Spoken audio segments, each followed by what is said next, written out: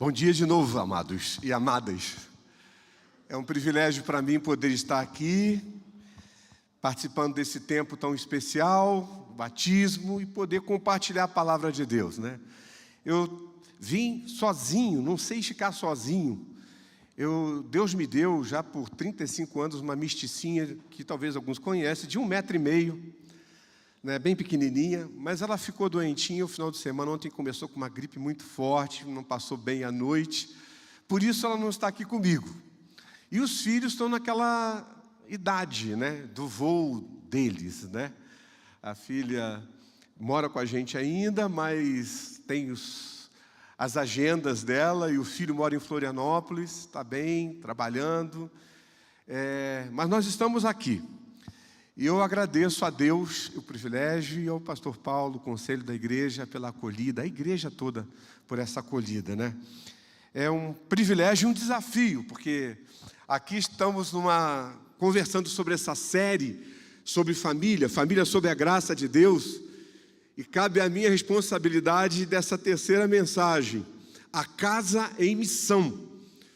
E o texto que Deus colocou no nosso coração para que pudéssemos compartilhar e falar sobre casa em missão, é Colossenses capítulo 3, de 12 a 21. Colossenses capítulo 3, de 12 a 21. Farei a leitura aqui na Nova Almeida atualizada. Se tiver algum choque, é a mesma Bíblia, está tudo certo, só acompanhe. A palavra do Senhor diz assim: portanto, como eleitos de Deus, santos e amados, revistam-se de profunda compaixão, de bondade, de humildade, de mansidão, de paciência. Suportem-se uns aos outros e perdoem-se mutuamente, caso alguém tenha motivo de queixa contra outra pessoa. Assim como o Senhor perdoou vocês, perdoem também uns aos outros. Acima de tudo isso, porém, esteja o amor, que é o vínculo da perfeição. Que a paz de Cristo seja o árbitro no coração de vocês, pois foi para essa paz que vocês foram chamados em um só corpo. E sejam agradecidos. Que a palavra de Cristo habite ricamente em vocês. Instruam e aconselhem-se mutuamente em toda a sabedoria, louvando a Deus com salmos, hinos e cânticos espirituais, com gratidão no coração. E tudo que fizerem, seja em palavra, seja em ação, façam em nome do Senhor Jesus, dando por Ele graças a Deus Pai.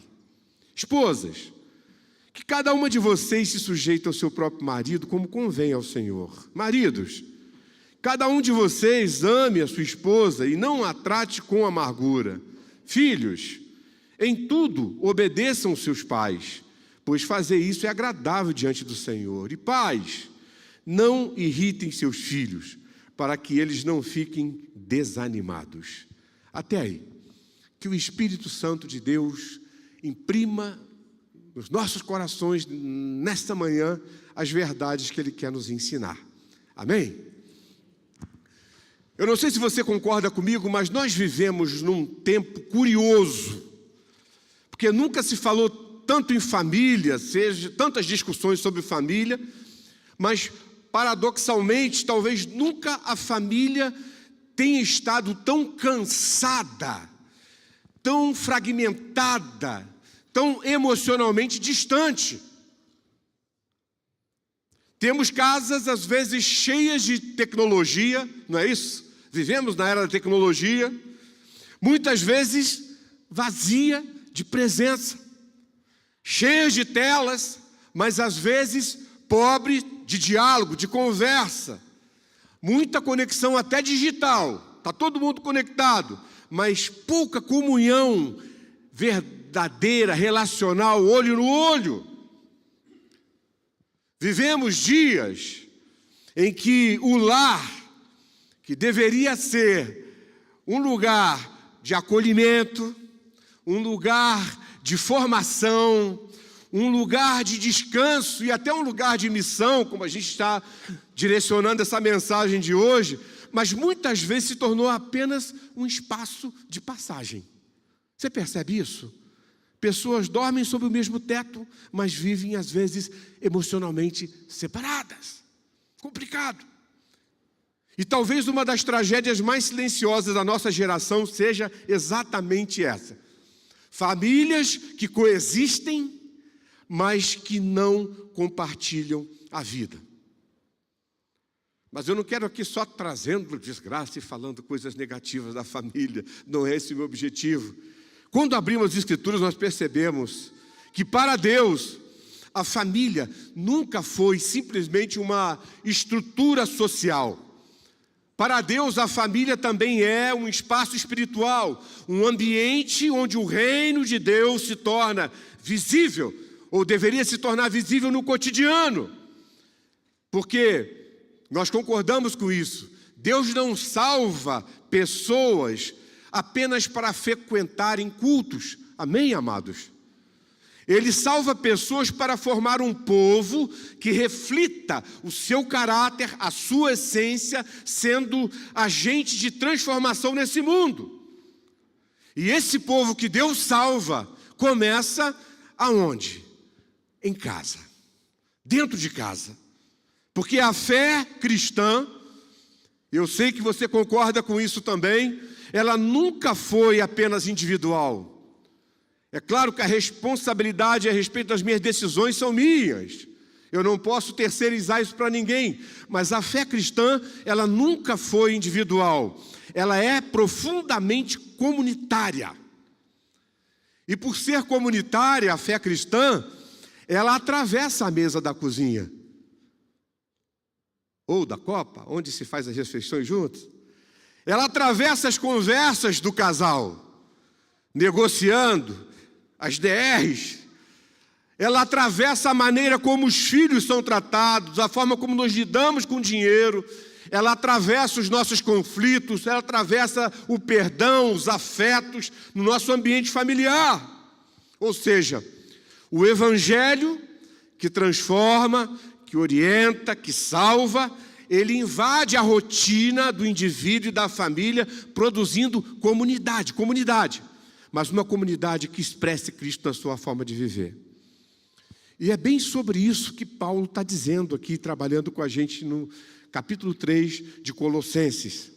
O Evangelho aqui não aparece, ele não surge apenas como uma promessa de vida eterna futura.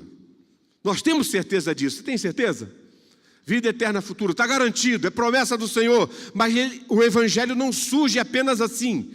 Mas principalmente o Evangelho de Jesus na nossa vida, na nossa casa, ele aparece como uma força que reorganiza a vida, a casa no presente, agora. Aponta para o futuro, mas age agora. Porque quando o Evangelho chega, as coisas não ficam do mesmo jeito. O senhorio de Cristo invade a casa quando o Evangelho chega. Invade os relacionamentos. O senhorio de Cristo invade as palavras, invade os afetos, invade a maneira de amar, de corrigir, de ouvir, de servir, de perdoar. Mas invade com o objetivo de produzir a transformação necessária para que essa nova forma de viver nas nossas casas reflita a vida de Cristo. De Cristo. E quando Cristo governa uma casa, gente, aquela família deixa de ser apenas um agrupamento de pessoas que dividem despesas e endereço e se torna um testemunho vivo do reino de Deus, ou seja, uma casa em missão. É por isso que a pergunta para nós nessa manhã, para direcionar a nossa reflexão, é: como a nossa casa pode se tornar uma casa em missão? Não importa a idade da sua casa.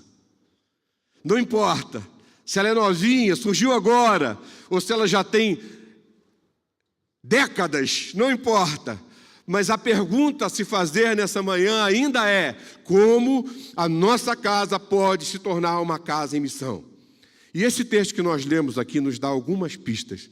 E nós queremos seguir essas pistas. A primeira delas é que uma casa em missão nasce de uma identidade transformada. Paulo discorre sobre isso do verso 12 até o 14. Se quiser acompanhar na tua Bíblia, você pode acompanhar. Ele começa dizendo aqui o seguinte: revesti-vos, pois, como eleitos de Deus, santos e amados. Isso aqui é profundamente significativo para nós. Porque antes de Paulo falar sobre casamento, antes de Paulo falar sobre educação de filhos, antes de falar sobre relacionamentos familiares, ele fala de identidade. Porque o Evangelho, ele não começa, ao contrário do que muitos pensam, ele não começa com comportamento ou no comportamento. O Evangelho começa no pertencimento. É o que a palavra traz para a gente. Olha só, a lógica da religião.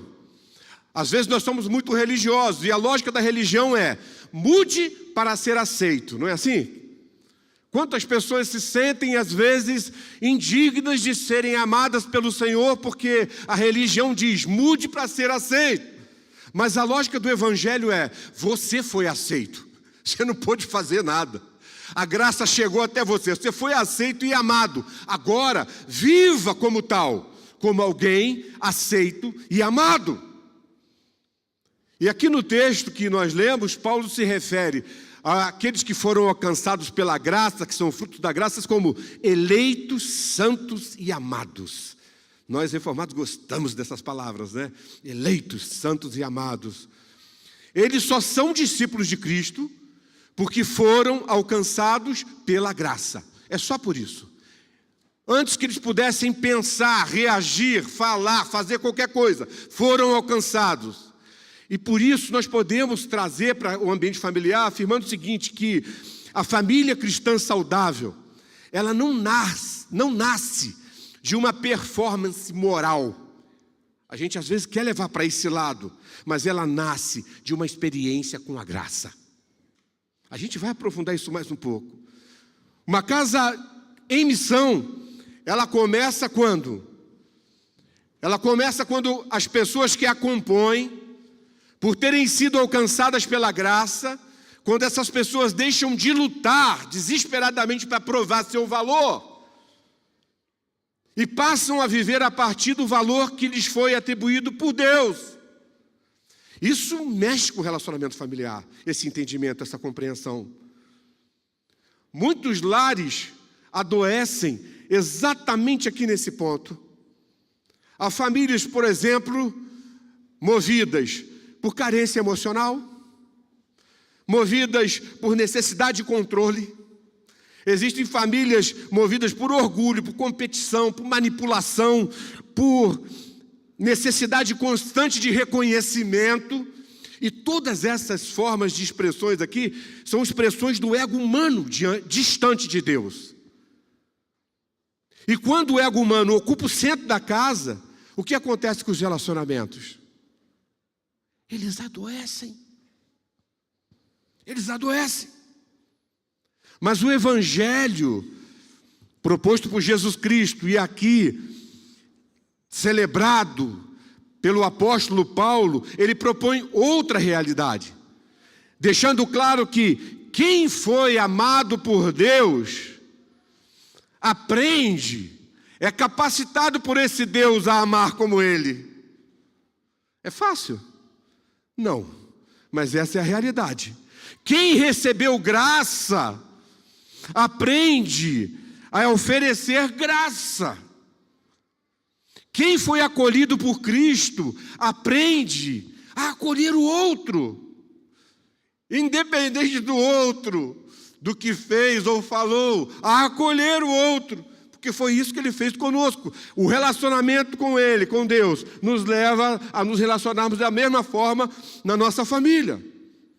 É por isso que Paulo usa aqui essa expressão no verso 12, ele diz, revesti-vos. Talvez aqui propondo uma troca de roupa, como quem abandona, deveria abandonar aquela velha humanidade egoísta, egocêntrica, marcada pelo pecado, e fala assim, se vistam com uma nova roupa, essa nova humanidade recebida ou revelada em Cristo Jesus. E qual é essas vestes que Paulo propõe a partir de Jesus Cristo para a gente? A gente cantou sobre elas aqui.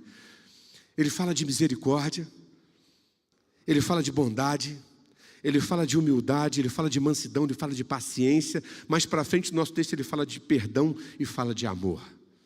Tu acha que isso faz bem para a família, gente? O que você acha? Faz bem para a família? Essas virtudes aqui não são apenas comportamentos morais, não é disso que ele está falando. Essas virtudes aqui descrevem o próprio caráter de Jesus. Elas apontam para a essência do nosso Senhor, que fica evidente no fruto do Espírito. Eu vi que tem um movimento para trabalhar a questão do fruto do Espírito aqui na igreja. Aponta para isso, aponta para a descrição ali das bem-aventuranças, que é o caráter de Jesus ali estampado. Aponta para isso. De certa forma, o que Paulo está dizendo para nós? Ele está dizendo o seguinte: gente amada do Senhor, discípulos e discípulas de Jesus Cristo, o projeto de humanidade perfeita de Deus tem um rosto. E esse rosto é Jesus Cristo, é o rosto de Jesus Cristo. E por isso, vocês como discípulos dele, devem imitá-lo. Pois ele, Jesus, é, sim, o modelo da maturidade humana desejada e pretendida por Deus para os seus filhos e filhas. É por isso que Paulo insiste em outro momento, dizendo o seguinte: até que atinjamos a estatura de varão perfeito, a medida da estatura de Cristo. Esse é o ponto. Nós vivemos num mundo complexo. Acho que o mundo sempre foi complexo, porque o ser humano é complexo. Mas num mundo marcado por muitas relações violentas, não é? A gente sempre está sendo acometido por notícias, informações assim, hierarquias abusivas, afetos doentios, adoecidos. Agora, o reino de Deus apresenta uma revolução relacional aqui. E isso tem a ver com a missão da nossa casa.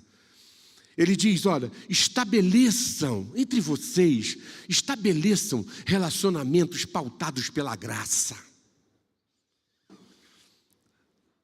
A graça parece que põe aquele que a concede sempre em condição de prejuízo, mas não há prejuízo nenhum na graça. Na verdade, só há ganho. De certa forma, ele está dizendo, olha, e como é viver relacionamentos pautados pela graça? Sejam e vivam, ajam como Jesus Cristo.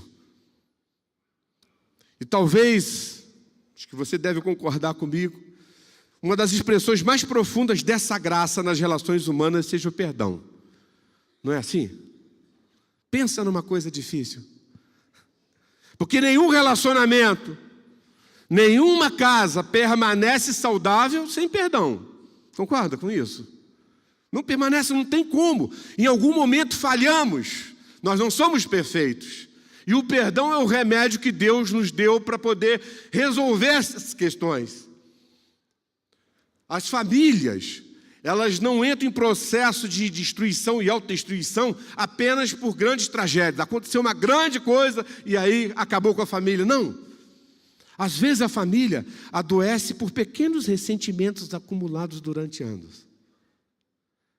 Ela adoece por mágoas silenciosas que não são tratadas, por ironias, por frieza, por indiferença, por rotulações injustas. A gente se apressa às vezes a fazer isso, colocar rótulos nas pessoas, dentro de casa mesmo a gente faz isso. Por egoísmo, por palavras não ditas e por palavras malditas, também no duplo sentido delas. Mas Paulo diz aqui o seguinte para a gente, ele diz assim, assim como o Senhor perdoou vocês, perdoem também uns aos outros. Note aqui, note bem, o perdão cristão, ele não nasce da nossa conveniência emocional. A gente gosta muito disso, de usar isso, né? Quando eu sentir, o farei. Não existe isso. Ele nasce da memória da cruz. Ele nasce do que você recebeu de Cristo sem você merecer. É aí que nasce o perdão. E se a gente pudesse resumir, perdoar é você ficar com um ônus para não perder a pessoa. Esse é o grande desafio. Mas nesse ponto também é importante dizer, porque da forma que a gente vai conversando aqui, parece assim, então você está propondo uma família perfeita, eu não consigo isso. Eu quero dizer para vocês aqui, sinceramente, eu também não consigo isso. Nós não conseguimos. Uma casa em missão não é uma casa perfeita. Isso é impossível para nós. Casa perfeita não existe. Mas uma casa em missão é uma casa íntegra. Íntegra. A ideia de integridade aqui comunga com a verdade. Ela é íntegra porque é um ambiente onde as fraquezas podem ser admitidas, as feridas e as dores não precisam ser escondidas, o orgulho com certeza será confrontado em algum momento, mas o arrependimento é possível, ali o arrependimento é possível. E tudo isso porque a casa em missão é uma casa, por causa da sua identidade permeada pela graça. Lembrem disso, irmãos, irmãs, amados e amadas do Senhor. Famílias adoecem quando o ego humano ocupa o trono. Mas famílias florescem e frutificam quando Cristo ocupa o centro. E isso não é religião, é discipulado cristão. E é justamente por isso que a primeira missão da família, das nossas famílias, das nossas casas, não é impressionar as pessoas à nossa volta, gente. Não é. Mas a primeira missão da família cristã é refletir Jesus uns para com os outros, dentro de casa, até transbordar. Até transbordar. Amém? E aí a segunda orientação que a gente encontra aqui, pista que o texto nos dá, sobre como você estruturar, construir, formar, sustentar uma casa em missão, é que uma casa em missão é governada pela presença de Cristo. A gente vê isso do verso 17, do 15 até o 17. Paulo repete aqui 3 expressões centralizando Cristo. Ele diz, a paz de Cristo, a palavra de Cristo e em nome do Senhor Jesus Cristo. Ele está dizendo que na casa alcançada pela graça e consequentemente na casa em missão, tudo gira em torno da pessoa de Cristo, não da religião, não do cristianismo, da pessoa de Cristo, de Cristo, de Cristo. Amém? A casa em missão não é simplesmente uma casa religiosa, que mantém, por exemplo, a Bíblia aberta no Salmo 91 para afugentar, sabe lá o quê? Não é pecado você deixar a Bíblia aberta no Salmo 91, mas é melhor meditar no Salmo 91, trazer para dentro da vida e transformar isso em atitude no dia a dia. Eu acho que é mais seguro fazer isso. A casa em missão não é uma casa que apenas frequenta cultos, mas uma casa em missão é uma casa onde a presença de Jesus molda o ambiente emocional, relacional e espiritual da família. Por quê? Porque ali nessa casa, as pessoas aprendem a conversar como Jesus. Ali nessa casa, as pessoas aprendem a ouvir como Jesus. A perdoar como Jesus, a tratar uns aos outros como Jesus. Até que isso, de novo, transborde, missão. E ainda destacando essa centralidade de Cristo na casa em missão, Paulo começa falando da paz. Ele fala da paz, né? Fala da palavra e fala tudo o que vocês fizerem. Mas ele diz aqui, olha, que a paz de Cristo seja o hábito em vosso coração. A palavra usada por Paulo aqui remete à figura de um árbitro que decide uma partida. Ou seja, na família cristã, quem deve governar os conflitos não é o ego de nenhum dos seus integrantes. Quem deve governar os conflitos não é a mágoa, o ressentimento não resolvido, não é a necessidade de vencer discussões, às vezes é isso que domina e determina, mas sim a paz de Cristo. Quantos lares, amados, talvez nesse exato momento, estão sendo destruídos porque são governados por gritos, por ironia, por manipulação. Estou repetindo várias coisas aqui de propósito para a gente ir inculcando isso. Manipulação emocional, por silêncio punitivo, por ressentimento, por orgulho. Mas onde Cristo governa, a paz arbitra. E onde a paz arbitra, há diálogo. A reconciliação, a escuta, a reconhecimento e confissão, a restauração.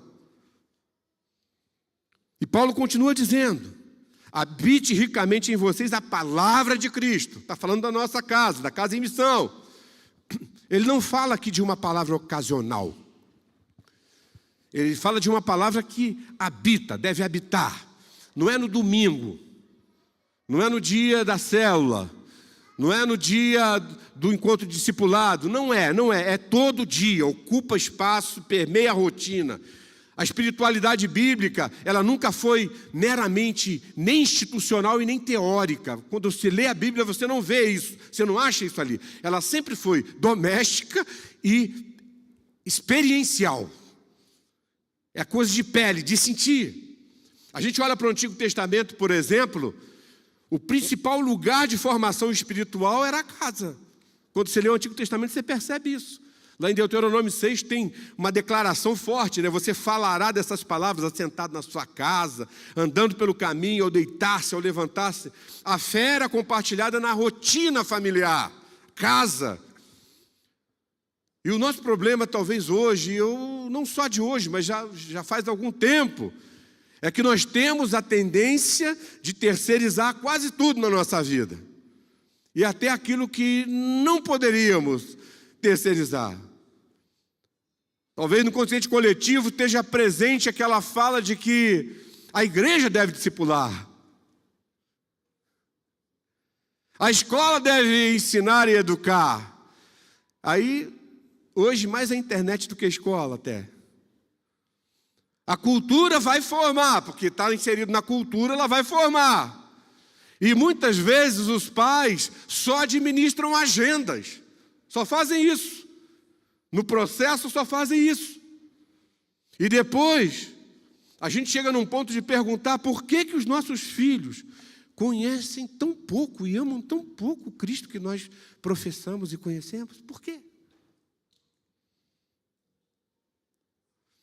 Uma casa em missão é aquela que, por causa da presença de Cristo ali, transforma o cotidiano em discipulado constante. Constante. Não estou falando de prática religiosa, gente. Religião é complicado. Estou falando de relacionamento com o Senhor. Porque na casa em missão, ora junto, aprende junto, chora junto, serve junto, discute-se tudo junto à luz do Evangelho e se toma decisões espiritualmente alinhadas com o Evangelho. É disso que nós estamos falando. E Paulo conclui essa questão aqui da centralidade de Cristo na família, dizendo: tudo o que fizerdes, fazei em nome do Senhor Jesus. Isso aqui muda completamente a nossa visão de missão. Nós não precisamos esperar a igreja criar um movimento de missão para poder a gente se mexer. Porque missão não é apenas um projeto da igreja. A missão cristã acontece também na mesa do jantar. Ela tem que acontecer ali. Na forma como o casal se trata, tem missão ali também. Tem que ter missão. No modo como os filhos aprendem respeito, na hospitalidade, na generosidade, até no relacionamento com os vizinhos, tem que aparecer a missão. E quando isso acontece, a casa cristã se torna, então, uma extensão visível do reino de Deus. Ela cumpre o seu propósito. Por isso ela pode ser chamada uma casa em missão. E aí a pergunta para nós aqui nessa manhã, dentro dessa questão, não é se a nossa família frequenta a igreja. Que bom, está todo mundo indo lá. Se temos o nome de todos os membros da nossa família no hall de membros da igreja. Não, a pergunta não é essa. A pergunta é: Cristo pode ser percebido na maneira como essa família vive? Cristo pode ser visto? Aí isso nos leva à terceira e última. Alguém vai dizer graças a Deus? A última parte aqui da nossa reflexão. Uma casa em missão, ela testemunha o Evangelho nos relacionamentos. Está do verso 18 até o verso 21. Agora Paulo entra diretamente nos relacionamentos familiares. E nós precisamos entender como isso era revolucionário, ele escrevia isso naquele tempo lá. Porque é o seguinte, no mundo greco-romano, o homem tinha autoridade absoluta, era assim que funcionava a sociedade. As mulheres possuíam pouca ou quase nenhuma dignidade social, crianças eram frequentemente tratadas como propriedade apenas. Mas o Evangelho redefine as relações humanas e familiares, porque o reino de Deus humaniza. Aí eu quero inventar uma palavra.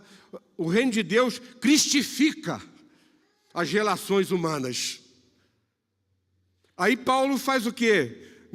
Na sequência do nosso texto, ele convoca a esposa ao respeito, mas convoca o marido ao amor sacrificial.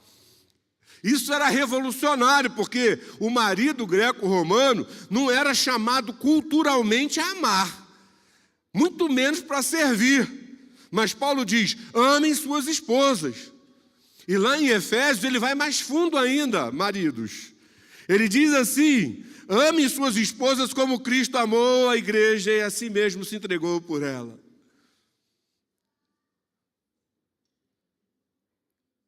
Uma vez a minha baixinha de 1,5 m me chamou a atenção para isso. Eu estava em determinado lugar, pastoreando, não tinha descanso e correria e loucura. E eu cheguei em casa cansado, acabado. Ela falou assim só para mim, me abraçou, me deu um beijo e falou assim, meu amor, quem tinha que morrer pela igreja já morreu. Se você tiver que morrer por alguém, é por mim. Ela está errada? A palavra de Deus está dizendo aqui. Não estava sugerindo que eu fosse omisso no meu trabalho de forma alguma, sempre tive o suporte dela nesse sentido. Mas essa é a verdade desse texto. O modelo do marido, como Paulo está colocando aqui para a gente, na sua forma de amar a esposa, não era do imperador, com toda a sua bagagem cultural que desqualificava a mulher, mas é o Cristo crucificado que se entrega. E isso desmonta completamente a lógica do autoritarismo, que às vezes mata e destrói famílias. No reino de Deus, liderança não é domínio, gente. Autoridade não é opressão. E o amor também não é controle. Não é, no reino de Deus não. A lógica do Evangelho substitui poder por serviço. É assim que funciona. Foi isso que Jesus Cristo fez. Foi o que ele fez.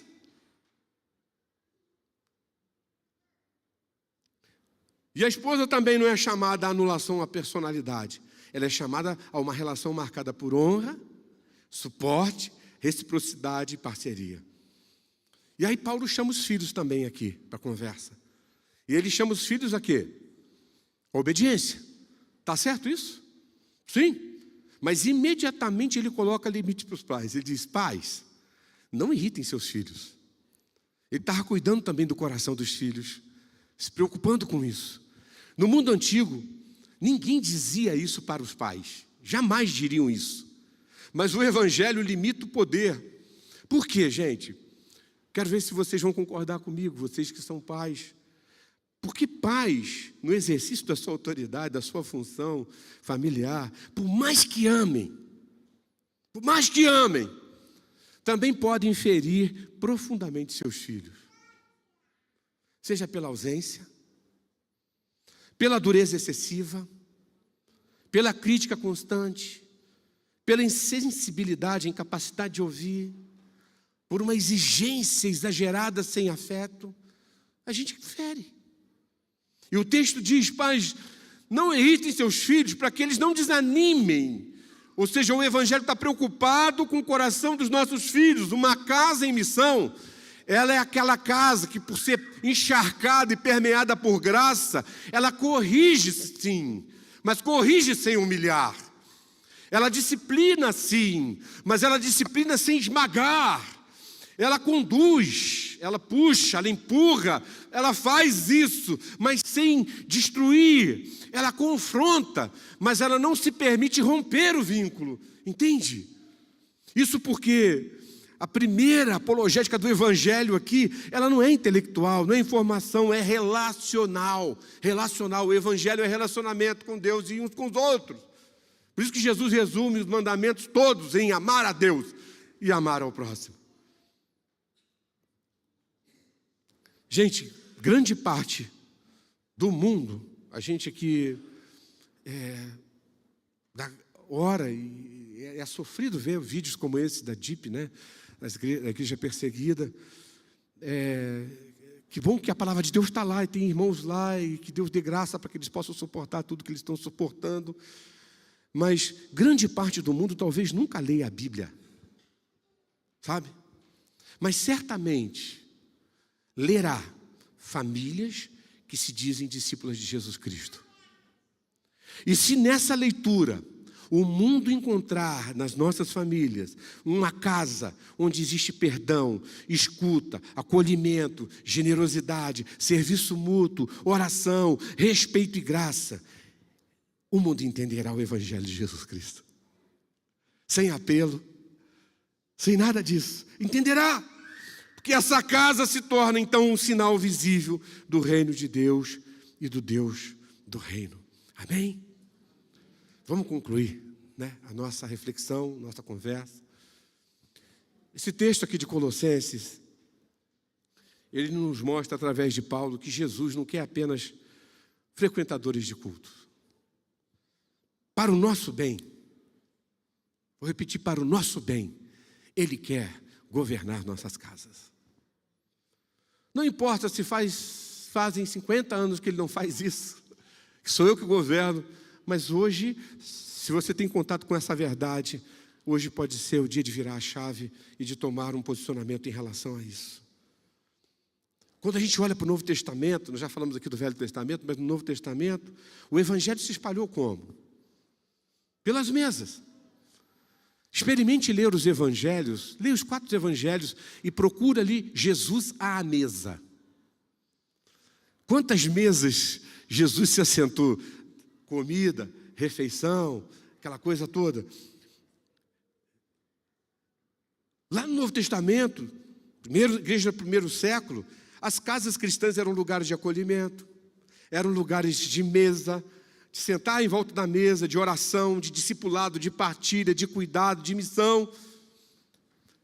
Mas falando de nós hoje, precisamos lembrar que as nossas casas foram constituídas e chamadas para algo maior do que simplesmente sobreviver no mundo complexo que nós estamos. Nós somos chamados para algo muito maior do que simplesmente dar boas formações. Não está errado para os nossos filhos acumular bens ou riquezas. Você pode ganhar o que você quiser, não é errado, mas nós não fomos chamados para isso. Essa não é a nossa vocação. As casas cristãs foram vocacionadas, chamadas para ser agências de transformação nesse mundo, refletindo a vida e o caráter de Jesus Cristo. E de que forma? Acolhendo, escutando, servindo, alimentando, discipulando, socorrendo, orando, repartindo vida. Nosso amigo comum, Misé, ele falava que discipulado, a vida cristã é vida na vida. É uma vida grudadinha. A nossa casa foi chamada para isso. E começando com os de dentro. Começando dentro. Até que transborde. E transborda. Aí transborda para vizinho, para amigo, para o bairro e até, por que não, para a cidade. Eu queria lhe convidar nessa manhã a pensar um pouco na sua família, na sua casa. Talvez a sua família esteja cansada, sim. Cansada. Talvez existam feridas ainda abertas na sua casa. Talvez existam silêncios longos demais. Muita coisa que deveria já ter sido dita não foi dita ainda. Talvez existam distâncias emocionais complicadas que estão afetando a saúde e o propósito de Deus para a sua casa.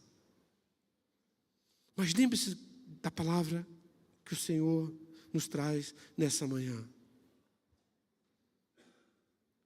Quando Cristo ocupa o centro, o perdão restaura. Quando Cristo ocupa o centro, A graça reorganiza os afetos, porque às vezes os afetos ficam bagunçados por causa do nosso ego. Mas ela reorganiza os afetos. Se Cristo ocupa o centro, o amor, ele reaprende a existir. Que às vezes ele fica como uma chama quase apagada. Mas ele reaprende, reacende essa chama. Com Cristo ali funciona assim. E a casa se torna um lugar de cura e um instrumento de cura para outros, porque transborda. E é nesse ponto que a casa deixa de ser apenas uma residência e se torna testemunho vivo do reino de Deus, se torna uma casa em missão. Esse é o propósito de Deus para nossas casas. Eu queria lhe encorajar a tomar decisões. Talvez nem tudo esteja a seu alcance, como indivíduo, dentro da sua casa. Mas algo pode começar a ficar diferente a partir de você, dentro da sua casa. Tome decisões em relação à sua casa, para que os egos preponderantes ali sejam deslocados do centro. Não tenta controlar aquilo que não é para você controlar. Porque se ele está no centro, vai adoecer. Mas quando nossos egos são deslocados do centro, e Cristo ocupa o centro, a casa em missão acontece de forma natural e orgânica, sem fazer força, sem bolar estratégias mirabolantes.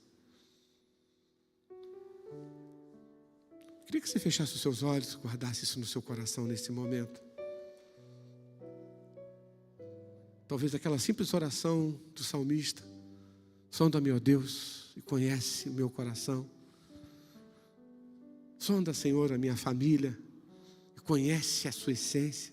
Vê se há aí algum caminho mau, se alguma coisa está fora do lugar. E mediante a tua graça, realinha o que precisa ser realinhado. Peça ao Senhor. Peça ao Senhor e Ele fará.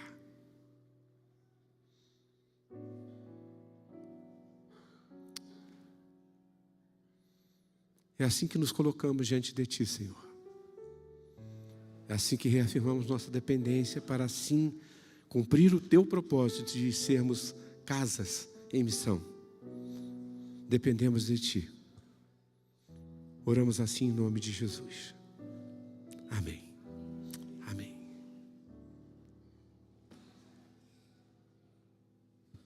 Quero convidar o pastor Celso para permanecer, ele vai impetrar a bênção, mas convidar o pastor Ariston. Nós somos abençoados pelo pastor, não fomos? Saímos daqui com muita coisa para refletir e colocar diante de Deus. Mas ninguém sai da casa de Deus também sem a bênção. Então eu quero convidar o pastor Ariston, convidar a igreja a ficar em pé. Ele vai orar pelos céus, pela esposa que não está bem de saúde, né? Então vamos lembrar da esposa, do filho, não vou esquecer, que mora lá em Floripa, e a filha que está junto, mas já tem as próprias agendas também, né? Nós vamos agora abençoá-lo, e depois, pastor, aí eu vou convidá-lo a impetrar a bênção sobre toda a igreja. Boníssimo Deus, nosso amado Pai Celestial, na pessoa de Cristo Jesus, o Teu Filho amado, nosso Salvador, nós queremos nessa oportunidade, ao abraçar este irmão, esse Teu servo, agradecer pela vida dele, pelo testemunho e pela graça que ele tem alcançado e tem repartido com os demais, como fez nesta manhã entre nós, membros desta comunidade, filhos igualmente de Deus, o nosso Senhor amado. Abençoa esta vida, abençoa os nossos corações pela palavra e a mensagem profunda que nos foi apresentada, que nós aceitemos de bom grado e com alegria e com a presença do Espírito Santo, para que sejamos a mente renovados, despertados a sermos realmente uma família abençoada e abençoadora. É no nome de Jesus que nós oramos. Amém. Amém.